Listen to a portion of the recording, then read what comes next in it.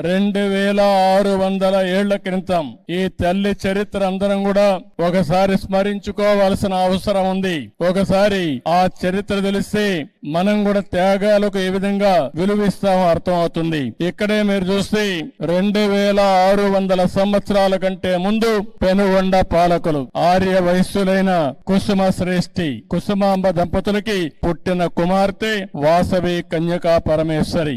ఆ తల్లిని చూస్తే భగవంతుడు ఆశీస్సులతో పుట్టినటువంటి తల్లి కలియుగ దేవత కన్యకా పరమేశ్వరి అని చెప్పి కూడా మీకు తెలియజేస్తున్నా. దేవుణ్ణి చూసినప్పుడు ఒక వరం ఇచ్చాడు. ఆ వరం ప్రకారమే ఆమె ఇక్కడ పుట్టింది. పుట్టడమే కాదు, గుణవంతురాలు, తెలివైనది, సమాజం పట్ల అత్యంత బాధ్యత కలిగినటువంటి వ్యక్తిగా పుట్టుకతోనే లక్షణాలతో పుట్టి ఆవిడ పెరిగే పరిస్థితికి వచ్చింది. అలాంటి ఆడబిడ్డ ఆ రోజుట్లోనే రాజమహేంద్రవరాన్ని పరిపాలించే విష్ణువర్ధుడని రాజు పక్కనే పరిపాలించేవాడు. ఈవిడ గుణగణాలు తెలుసుకుని ఆయన ఈవిడ్ని పెళ్లి చేసుకోవాలని వాళ్ళ తండ్రితో సంప్రదించే పరిస్థితికి వస్తారు. కానీ ఆ రోజు చూస్తే 714 మంది గోత్రీకులు కుసుమ శ్రేష్ఠి దీనిపైన అడగ్గా వాళ్లకు సంబంధించిన వ్యక్తులు 102 మంది గోత్రీకులు అంగీకరించలేదు. ఆవిడకి కూడా ఇష్టం లేదు. ఇష్టం లేనప్పుడు ఆవిడ పెళ్లికి నిరాకరించింది. దానిపైన ఆ రోజుట్లోనే మనం చూసాం. ఎవరైతే విష్ణువర్ధనుడు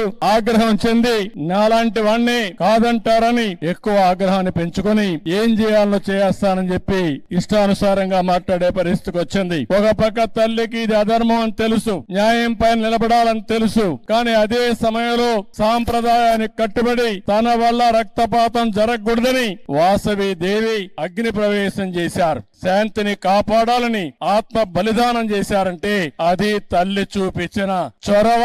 2600 సంవత్సరాల కంటే ముందు ఆవిడతో 102 మంది గోత్రీకులు కూడా ఆత్మార్పణ చేశారు. అంటే మనందరం గుర్తుపెట్టుకోవాల్సింది, ఆ రోజుట్లోనే యుద్ధాలు జరిగేటివి, రక్తపాతం చిందించేవాళ్లు. కానీ ఒకే నిర్ణయం చేసి నా వల్ల సమాజానికి ఎక్కడ కూడా హింస రాకూడదు, ఎవరికి కూడా ఇబ్బంది కలగకూడదని ఆ దేవి ఆ రోజు ఆత్మార్పణ చేసే పరిస్థితి వచ్చింది. ఆ తర్వాత మీరు చూస్తే మహిషాసుర మర్దిని ఆలయంలో అమ్మవారి రూపంలో వాసవి దేవి దర్శనమిస్తే అక్కడి నుంచి వాసవి కన్యకా పరమేశ్వర అమ్మవారి దేవాలయంగా అమ్మవారిని ఆర్యవసులు దేవతగా కొలిసే పరిస్థితికి వచ్చారు.